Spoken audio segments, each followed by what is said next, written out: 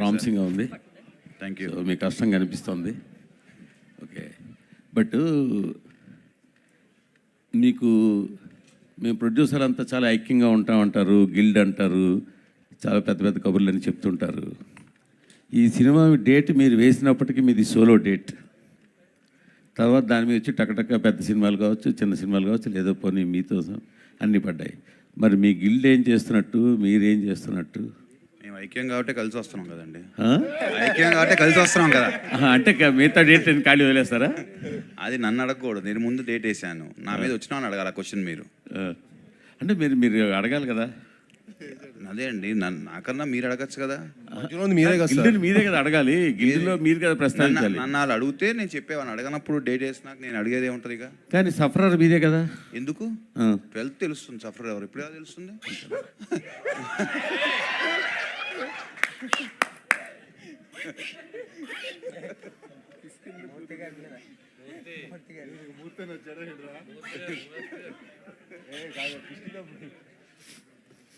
కానీ ఇది సరే, మీరు జోక్గా తీసుకున్నా, లైట్గా తీసుకున్నా, బట్ ఈ ట్రెండ్ అయితే కరెక్ట్ కాదు కదా. డెఫినెట్గా కరెక్ట్ కాదు సార్. డెఫినెట్గా అందరూ ప్లాన్ చేసుకుంటే అది అందరికీ మంచిదే. ఎండ్ ఆఫ్ ద డే ప్రతి సినిమా ఆడాలి, ఆ గ్యాప్ ఉండటం అనేది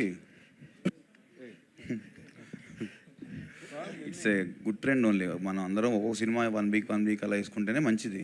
బట్ సర్కమ్స్టాన్సెస్ మరి వల్ల అలా చేయాల్సి వచ్చినాయి వాళ్ళకి. మరి సాహో గారు అదే ఆ డేట్ గురించేనండి.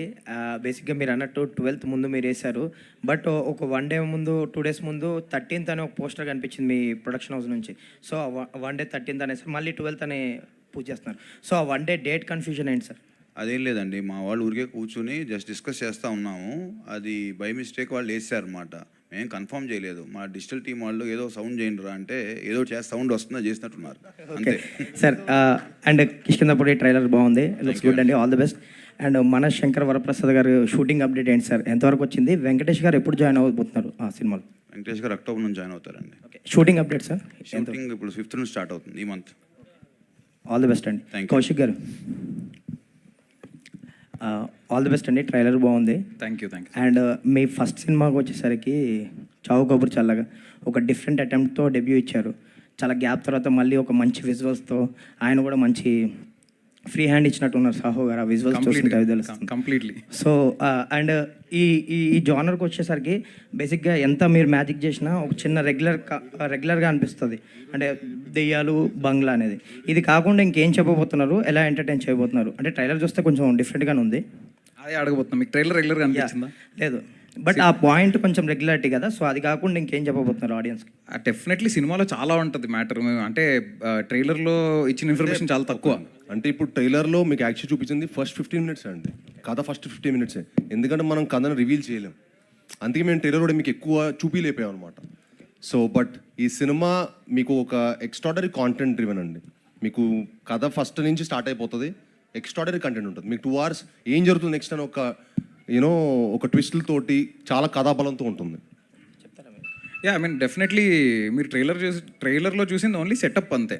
సో మీకు ఏ హారర్ అయినా డెఫినెట్లీ ఒక సెంట్రల్ ఎలిమెంట్ ఉంటుంది, ఆ ఎలిమెంట్ చుట్టూ తిరుగుతుంది అనేది డెఫినెట్లీ అది అన్నిట్లో ఉంటుంది. కానీ అది కాకుండా ఇంకా చాలా ఉంటుంది సినిమాలో. సో మీకు ఫస్ట్ 15 minutesలో వన్స్ మీరు స్టోరీ లోపలికి ఎంటర్ అయిన తర్వాత నుంచి every scene will be unfolding until the climax. So climax వచ్చేదాకా ప్రతిసారి ఏదో ఒకటి కొత్తగా తెలుస్తూనే ఉంటుంది. సో ఆ క్యూరియాసిటీ 100% ఉంటుంది. And that is what we took care of యాక్చువల్గా. రైటింగ్లో ఆ ఫ్రెష్నెస్ ఉండాలి, ప్రతి సీన్ కొత్తగా ఉండాలని అనుకునే మేము దానికోసమే ట్రై చేసాం. అండ్ అది 100% అచీవ్ అయ్యామని మేము చాలా స్ట్రాంగ్గా నమ్ముతున్నాం. అనుపమ గారు చెప్పండి. ఏంటి మీరు చాలా అన్ఇంట్రెస్టెడ్గా కనిపిస్తున్నారు? నాకు ఒంట్లో బాగాలేదండి. అప్పుడు ఎంత ఇంట్రెస్ట్ వస్తుంది, జ్వరం. అవునా? అయ్యో, అంటే ఏంటో వచ్చిన దగ్గర చూస్తుంటే మీరు చాలా అన్ఇంట్రెస్టెడ్గా కనిపిస్తున్నారు. అదే జ్వరం అండి. సో నాకు ఒంట్లో బాగాలేదు, కానీ మన సినిమా కదా ప్రమోట్ చేయాలి కదా అని వచ్చేసాను. Very good, very good, very good. Saaho గారు సార్ ఇప్పుడు చిరంజీవి గారితో ఒక పెద్ద సినిమా చేస్తున్నారు, 200-250 కోట్ల పైనే ఉంటుందేమో. పైగా మరో పక్కేమో ఒక మీడియం రేంజ్ సినిమాలు కూడా మీరే ప్రొడ్యూస్ చేస్తున్నారు మీ ప్రొడక్షన్ హౌస్ నుంచి. అంటే ఏది ఎక్కువ కంఫర్ట్ ఉంది, ఏది ఎక్కువ టెన్షన్తో ఉంది అంటారు? లేదండి, ప్రతి సినిమాకి 2 ఉంటాయి. కంఫర్ట్ ఉంటుంది, టెన్షన్ ఉంటుంది, depending on movie to movie. అట్లాగా మనం ఈ ఫీల్డ్ నచ్చే వచ్చాం కాబట్టి everything we have to take it in a positive way only కదా. టెన్షన్ ఉన్నా చేయాలి, కంఫర్ట్ ఉన్నా చేయాలి. అంటే చాలామంది ప్రొడ్యూసర్లు ఈ మధ్యకాలంలో ఎక్కువగా మాట్లాడే మాట పెద్ద సినిమాలు చేసుకోవడమే కంఫర్ట్, చిన్న సినిమాలు మీడియం సినిమాల మీద రిస్క్ ఎక్కువ ఉంటుంది అంటున్నారు. ఏంటి మీ ఉద్దేశం ఏంటి? ఎలా నడుస్తుంది ఇండస్ట్రీ ట్రెండ్? అది ఏంటంటే కొంచెం ఈ లాస్ట్ 6 months నుంచి ఓటీటీ ప్రాబ్లం వల్ల ఆ ఫీలింగ్ అయితే ఉందండి. బట్ డెఫినెట్గా మనం బడ్జెట్స్ కానీ అన్ని కంట్రోల్లో చేసుకుంటే డెఫినెట్గా any project is safe project. And ఇంకొకటి నాకు తెలిసిన విషయం ఏంటంటే భైరవ్ ఆయన ప్రీవియస్ ఫిల్మ్ కంటే కూడా కంట్రోల్డ్ బడ్జెట్లో చేశానని తెలిసింది. అంటే మన కథకి ఏదైతే కావాలో అది మనం చేసామండి. భైరవంలో ఐ థింక్ 3 హీరోస్ ఉన్నారు, ఆ కథ సెటప్ అంతా వేరు, మన సెటప్ అంతా వేరు. మన సెటప్కి ఎంత కావాలో that we spend. All the best. Sai మామూలుగా హారర్ థ్రిల్లర్ సినిమాలకి ఆడియన్స్ కానీ లాంగ్వేజ్ పరంగా లిమిటేషన్స్ ఉన్నాయి.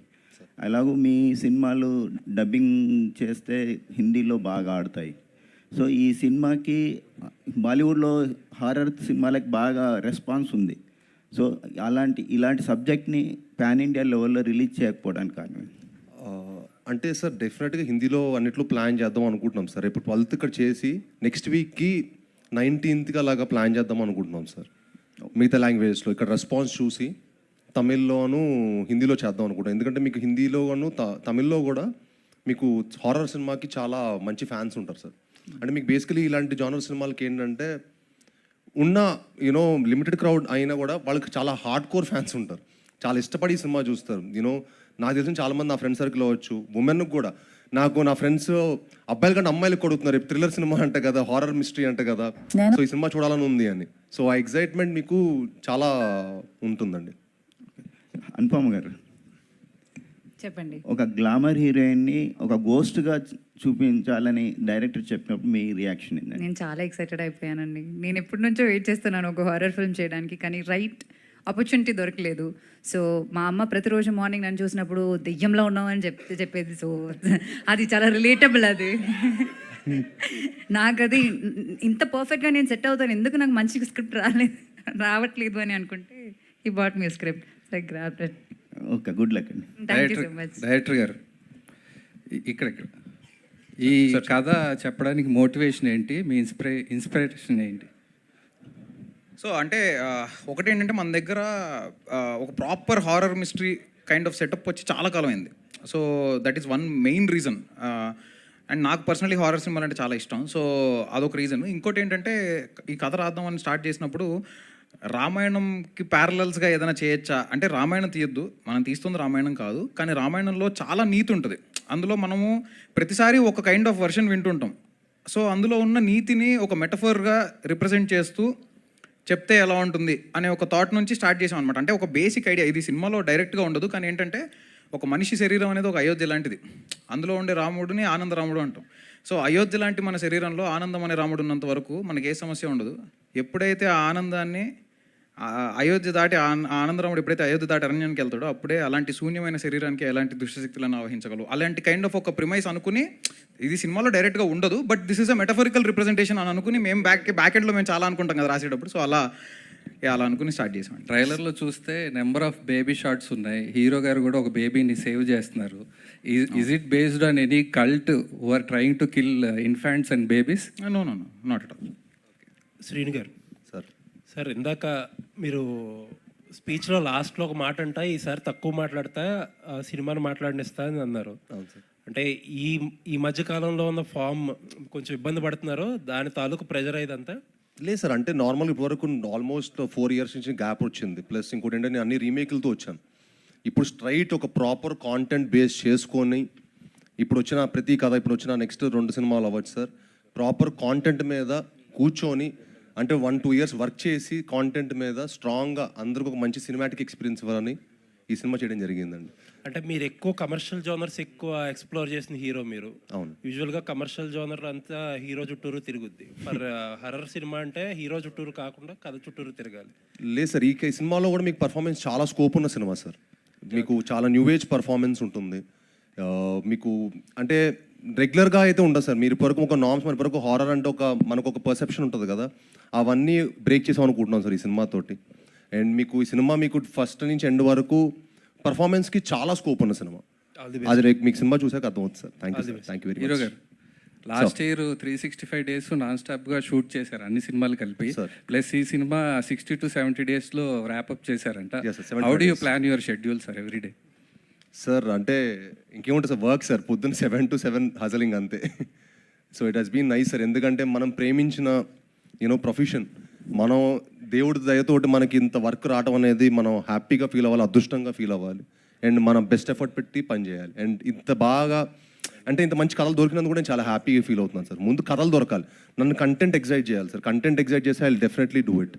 అండ్ ఈ కౌశిక్ వచ్చి నాకు కంటెంట్ చెప్పినప్పుడు నన్ను చాలా ఎగ్జైట్ చేసింది. అంటే మనం ఇతర లాంగ్వేజ్లో చూస్తాం ఇలాంటి సినిమాలు, అరే ఈ స్పేస్లో సినిమాను మనం మంచి సినిమాటిక్ ఎక్స్పీరియన్స్ ఇవ్వచ్చు అని. సో ఎప్పుడైతే కౌశిక్ వచ్చి కథ చెప్పాడో నాకు అప్పుడు బాగా నచ్చి ఈ సినిమా చేయడం జరిగింది సార్. మ్యూజిక్ డైరెక్టర్ గారు శ్రీనివాస్ గారు, టైసన్ నాయుడు తర్వాత స్టార్ట్ చేసినవన్నీ ముందు రిలీజ్ అవుతున్నాయి. టైసన్ నాయుడు ఇంకా ఏం అప్డేట్ లేదు దాని గురించి. సార్ టైసన్ నాయుడు సినిమా అయిపోయింది సార్, రేపు డిసెంబర్లో రిలీజ్ ప్లాన్ చేస్తున్నాం సార్. సాహు గారు, ముందు సినిమా నుండి ఏమైనా నేర్చుకున్నారంటే ఇప్పుడు డైరెక్టరు ఒక్క సిట్టింగ్లోనే నాకు ప్రొడ్యూసర్ ఓకే చేశారు నా సినిమానని చెప్తున్నారు కదా, ముందు సినిమాలు కూడా మీద అట్లానే అన్నారు డైరెక్టర్లు, మీరు కూడా దాని నుండి ఏమైనా నేర్చుకొని ఈ సినిమాలో ఏమైనా చేశారా? ఒకటండి, మనం కథ విన్నప్పుడు కొన్ని కరెక్ట్గా జడ్జ్ చేస్తాం, కొన్ని తప్పులు కూడా అవుతాయి. సో డెఫినెట్గా ప్రతిసారి తప్పు అవ్వాలని కూడా లేదు కాబట్టి ఈసారి డెఫినెట్గా ఒక మంచి కథ ఎంచుకుని మేము ముందుకు వస్తున్నామని నేను అనుకుంటున్నాను. ఈ మధ్య నిర్మాతలు, దర్శకులు ప్రేక్షకులను బ్లేమ్ చేస్తున్నారు, రావట్లేదు మేము మంచి సినిమా తీస్తున్నామని. దానికి మీరేమంటారు? అంటే వేరే వాళ్ళ ఒపీనియన్ గురించి నేను మాట్లాడాను, నేను ఏ రోజు అలా మాట్లాడలేదు. End of the day cinema బాగుంటే వస్తారనేది అది ఫ్యాక్ట్. ఇక దాన్ని బైపాస్ చేసి మనం ఏం మాట్లాడినా అది కరెక్ట్ కాదు కదా.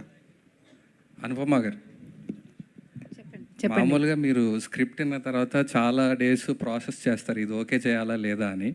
What excited you to sign this project? ఆయన నరేష్నే అండి, ఆయన ట్రాప్ చేశారు, చాలా బాగా నరేట్ చేశారు. మీరు విన్నారు కదా ఆయన డైలాగ్స్ అలా చెప్పారని. సో మొత్తం సినిమా 2.5-3 hours అలా కూర్చుని అలా అలా అలా ఆయన చెప్పారు. సో ఐ వాజ్ లైక్ చాలా కన్విక్షన్ ఉన్న ఒక డైరెక్టర్. లేకపోతే ఒక స్క్రిప్ట్ని ఇలా బై హార్ట్ చేసుకుని అలా ఫీల్ చేసుకుని యాక్ట్ చేసుకుని చూపించి అలా చేయడం అనేది చాలా తక్కువ. So no matter what, and also my character కొంచెం డిఫరెంట్ ఉంది, నేను ఇప్పుడు దాకా చేయలేదు ఇలాంటి ఒక సినిమా. సో దెన్ వై నాట్, అలాంటి ప్యాషనేట్ డైరెక్టర్స్తో వర్క్ చేయడం అనేది నాకు చాలా ఇష్టం. So that's why. కౌశిక్ అయ్యా, సో డైలాగ్స్ ఫంటాస్టిక్ ఉన్నాయండి, అసలు అదరగొట్టారు. సో మీకు ఏమైనా థియేటర్ ఎక్స్పీరియన్స్ ఉందా, లేకపోతే యాక్టర్ కావాలనుకుని డైరెక్టర్ అయ్యారా? అలాంటి మిమిక్రీ ఆర్టిస్ట్ సార్?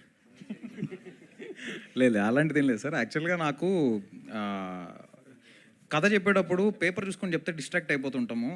సో నేను కథ అంతా scene to scene, dialogue to dialogue, అసలు ఒక్క పీస్ ఆఫ్ పేపర్ చూడకుండా చెప్పాలి అనేది నాకు అర్థమయ్యి నేను అప్పటి నుంచి అలా నరేషన్ అనేది అలవాటైపోయింది. చిన్నప్పటి నుంచి సినిమాలు చూడడం వల్ల, ఆ పిచ్చి వల్ల తెలియకుండానే మనం ఆ క్యారెక్టర్ ఎలా బిహేవ్ చేస్తుంది, ఈ క్యారెక్టర్ ఎలా మాట్లాడుతుంది అనేది మనకి అది బ్లడ్లోనే సినిమా అనేది చిన్నప్పటి నుంచి ఉంది.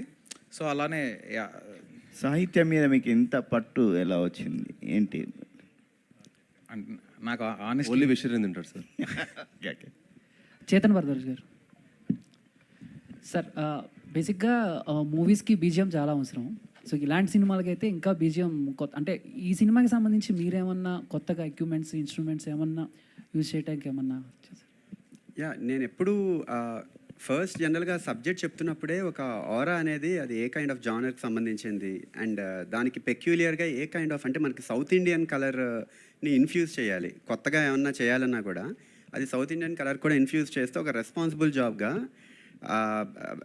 ఆడియన్స్ కూడా ఆల్రెడీ అడాప్ట్ అయిన టోనల్ కలర్లోనే కొంచెం కొత్తగా ఏమన్నా కొట్టాలి అన్న పాయింట్ ఆఫ్ వ్యూలో కొన్ని ఇన్స్ట్రుమెంటల్గా, ఒకవేళ సపోజ్ ఒక స్ట్రింగ్ ఇన్స్ట్రుమెంట్ ఉంటే దాన్ని ఇంకో రకంగా ఎలా వాడచ్చు, డీట్యూన్ చేసి వాడచ్చు, అలా ఏమైనా ఎక్స్పెరిమెంటల్గా చాలా అటెంప్ట్స్ చేసాం ఇందులో కూడా మూవీలో. సో చాలా కొత్త ఎక్స్పీరియన్స్ క్రియేట్ చేస్తుంది డెఫినెట్లీ. సో కొత్తగా ఏమైనా యూజ్ చేశారా, అంటే ఎక్విప్మెంట్స్ ఏమన్నా కొత్తగా ఇప్పుడు వరకు యూజ్ చేయింది ఏమన్నా పర్టికులర్గా కిష్కిందపురికి ఏమన్నా కొత్తగా యూజ్ చేశారా? యూజ్ చేసిన స్ట్రింగ్ ఇన్స్ట్రుమెంట్స్ అవ్వచ్చు ఏమన్నా, అవి కొత్తగా ఇంప్లిమెంటేషన్ కొత్తగా చేసాం. యాక్చువల్లీ డీట్యూన్ అంటే దాన్ని కొంచెం ప్రాపర్గా ప్లే చేయకుండా కొంచెం చిన్న అబ్నార్మల్గా ప్లే చేయడం కానీ, అండ్ ఈవెన్ సింథసైజర్స్ చాలా కొత్తవి యూజ్ చేసాం యాక్చువల్లీ కొన్ని టోనల్ కలర్కి డిఫైన్ చేయడానికి. అనుపమ గారు చెప్పండి. మ్యామ్, ఇందాక మాట్లాడుతూ ఇంతకుముందు కొన్ని వచ్చినాయి కానీ బట్ కిష్కిందపురి నచ్చింది అని అన్నారు. సో ఇంతకుముందు మీరు ఎన్ని హారర్ స్టోరీస్ రిజెక్ట్ చేసి ఉంటారు? ఎన్ని వినుంటారు? చాలా చేసుంటాను. అంటే హారర్ చేసినప్పుడు ఆ భయం రావాలి. నేను చాలా హారర్ సినిమాలు చూసాను. చిన్నప్పటి నుంచి నేను ఇప్పుడు కూడా నాకు చాలా ఇష్టం. హారర్ ఫిల్మ్స్ అంటే థియేటర్కి వెళ్ళిపోతాను. తుంబాడ్ రిలీజ్ అయినప్పుడు మళ్ళీ రిలీజ్కి వెళ్ళి చూసిన పర్సన్ నేను. సో అలాంటి ఫిల్మ్స్ చాలా ఇష్టం. సో ఏ హారర్ ఫిల్మ్ అయినా ఇట్ షుడ్ స్కేర్ యూ, లేకపోతే చేయకూడదు. That's what it was. So ఈ నరేషన్ విన్నప్పుడైతే ఐ ఫెల్ట్ ఓకే, అలాంటి మూమెంట్స్ ఉంటుంది. And there is a possibility that people will remember and enjoy this film అనే feeling వచ్చింది. So thank you ma'am. Kaushik, Chetan Baju గారు, కౌశిక్ యాక్చువల్గా ఇప్పుడు కొంచెం నడుస్తుంది ట్రెండ్ ఏంటంటే కొంచెం లౌడ్ మ్యూజిక్ నడుస్తుంటుంది. ఎంత ఎక్కువ సౌండ్స్ వస్తుంటే అబ్బా చాలా బాగా బ్యాక్గ్రౌండ్ స్కోర్ ఇచ్చారు అని అలా అనిపిస్తుంటుంది. పైగా ఇంకా హర్రర్ సినిమా అంటే ఇంక చెప్పక్కర్లేదు. బట్ ఈ ట్రైలర్ వరకు చూసుకుంటే మీరు ఆ లెవెల్ కొంచెం తక్కువగానే ఉన్నట్టు అనిపించింది. అంటే మీరు ఎక్కువ ఆ లౌడ్కి దూరంగా వెళ్దాం అని ఏమైనా అనుకున్నారా ఏంటది? అంటే జనరల్గా టోనల్ కలర్, ఇన్స్ట్రుమెంటల్ కలర్ బట్టి ఒక్కోసారి పర్కషన్స్ ఎక్కువ ఉన్నా కూడా, ఇప్పుడు మ్యూటెడ్ పర్కషన్స్ అని అలా కొన్ని ఉంటాయి అన్నమాట. సో అవి ఏం చేస్తాయంటే ఆ ఇంపాక్ట్ఫుల్గా స్టోరీ ఏంటి, స్టోరీకి ఎలా ఇన్ఫ్యూజ్ చేయాలి, స్టోరీని డీవియేట్ చేయకూడదు మ్యూజిక్ అనుకునేది నేను ఎప్పుడు అనుకుంటూ ఉంటాను ఎప్పుడైనా చేస్తున్నప్పుడు.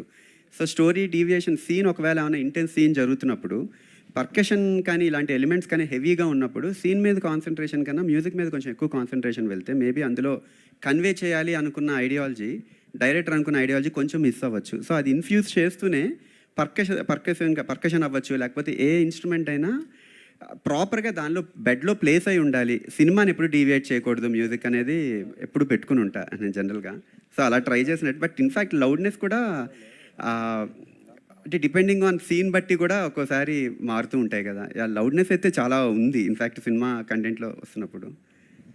హాయ్ కౌశిక్, ఈ దెయ్యం వాయిస్ త్రూ రేడియో ద్వారా వినిపించారు కదా, అంటే ఇది ఏమన్నా పీరియాడిక్ మూవీయా, ఎలా ప్రజెంట్ ఈ జనరేషన్లో నడిచే స్టోరీయా, పీరియాడిక్ మూవీ ఎలా? సినిమా ప్రజెంట్లో జరుగుతుంది సార్.